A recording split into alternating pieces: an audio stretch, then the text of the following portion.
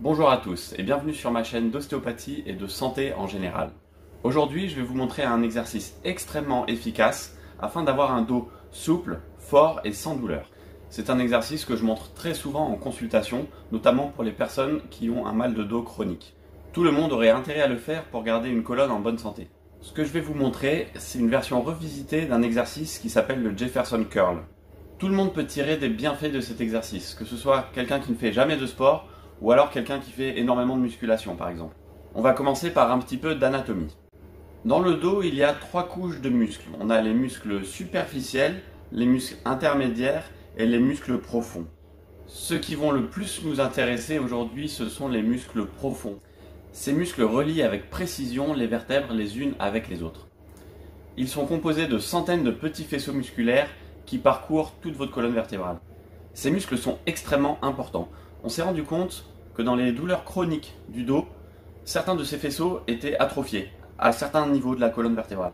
Donc en fait, on peut avoir un dos musclé, c'est-à-dire les muscles superficiels très musclés, mais si en profondeur, à un seul endroit de la colonne vertébrale, il y a des muscles qui fonctionnent mal, ça peut nous occasionner des douleurs chroniques. Les personnes qui disent qu'elles se tiennent mal, en général, c'est dû à un manque de force dans les muscles profonds du dos.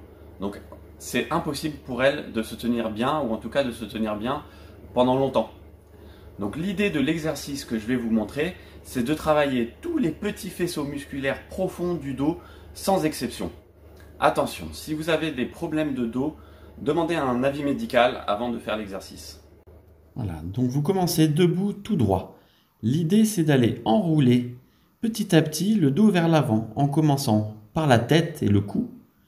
Tout petit à petit, on enroule, on descend dans les vertèbres thoraciques et on atteint la charnière thoraco-lombaire, puis les lombaires. On fait le dos le plus rond possible. Ensuite, on descend dans le bassin. Là, on est au niveau des fessiers, puis des ischio-jambiers. Donc, vous pouvez aller toucher vos pieds si vous voulez, mais ce n'est pas nécessaire.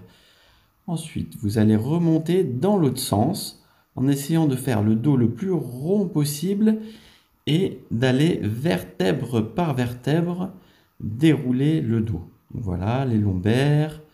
On arrive petit à petit aux vertèbres thoraciques. Ensuite, on arrive au cou. Et là, on a fini une première fois l'exercice. Donc, on va recommencer. Donc, on fait un double menton. On rentre la tête. On plie le cou petit à petit. Donc, l'idée, c'est vraiment de réussir à aller vertèbre par vertèbre. Donc, c'est un exercice d'attention, de concentration et de ressenti des sensations corporelles. Le but, c'est vraiment d'aller délier le dos de la manière la plus précise et la plus fine possible. Voilà, donc là on remonte tranquillement et on a fait notre deuxième répétition. Souvent, les premières fois qu'on fait l'exercice, comme notre dos n'est pas délié, on va descendre en 3 blocs et remonter en 3 blocs. Donc si vous sentez pendant le mouvement qu'il y a un endroit qui est raide et qui vient en un bloc et qui peut même être un petit peu douloureux, vous allez faire des petits allers-retours autour de cet endroit. Donc comme je vais vous montrer maintenant, ici si je suis raide, je fais des tout petits allers-retours. L'idée c'est de mobiliser une vertèbre par rapport à celle du dessous. C'est vraiment des petits mouvements. Voilà, si vous faites les mouvements correctement, au bout de quelques tout petits allers-retours comme ça, vous devez sentir que ça chauffe, voire que ça chauffe très fort. Donc après les petits allers-retours, vous continuez votre descente. Et s'il y a un autre endroit qui bloque, pareil, vous faites des petits allers-retours, des tout petits mouvements pour délier la zone. Voilà. Puis ensuite, vous continuez.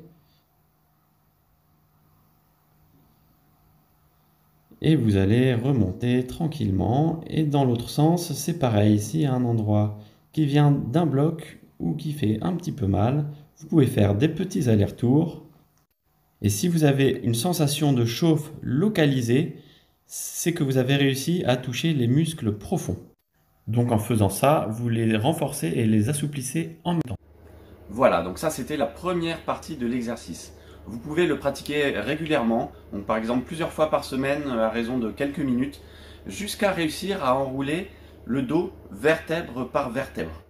Une fois que vous avez acquis ce mouvement et qu'il est fluide et assez précis, vous pouvez commencer à le faire avec du poids.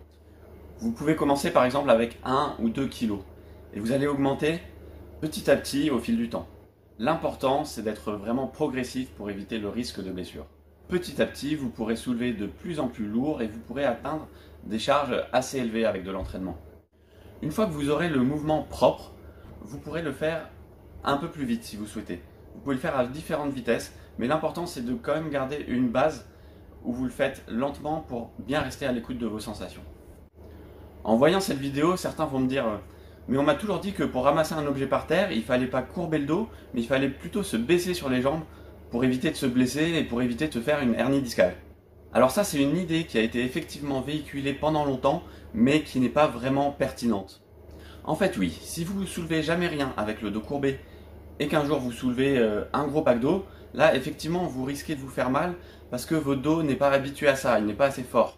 Par contre, si vous avez entraîné votre dos avec l'exercice que je vous ai montré par exemple, et que vous arrivez à soulever sans problème des charges de 20 kg, eh bien dans votre vie quotidienne, quand vous allez soulever 10 kg, ça ne vous posera aucun problème, il n'y aura aucun risque de blessure.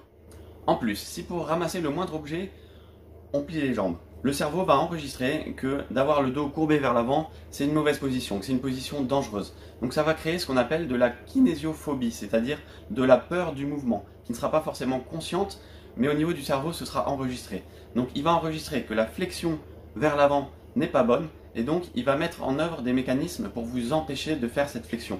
Et le mécanisme qu'il va mettre en œuvre, ce sera surtout de la douleur. Donc en fait, vous aurez mal au dos, pour aucune raison, parce qu'il n'y a aucune pathologie, aucun problème dans votre dos, c'est juste le cerveau qui a enregistré des mauvaises informations.